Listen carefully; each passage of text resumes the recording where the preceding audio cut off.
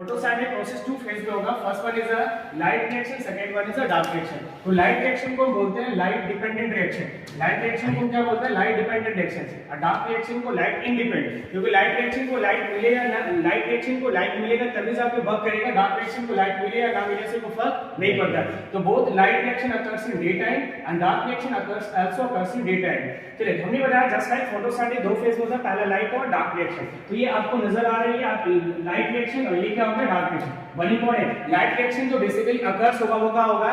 Thylakoid. कहां होगा? Thylakoid. Just like ये दिख रहा है, इसी के अंदर लाइट रिएक्शन होगा। और डार्क रिएक्शन जो होगा ये तो ब्लैंकेट एरिया उसको क्या बोलते हैं? स्ट्रोमा। तो लाइट रिएक्शन हो गया, इसकी क्या चाहिए?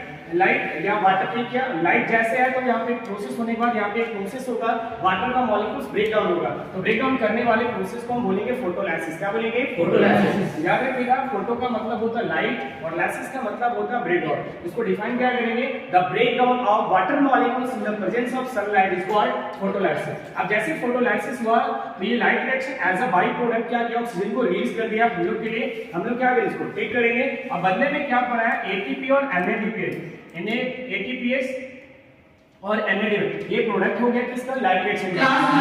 ये प्रोडक्ट को क्या करेगा? यूटिलाइज करेगा, फिर अपना काम चलाएगा, बदले में क्या रिलीज करेगा? कार्बोहाइड्रेट। फिर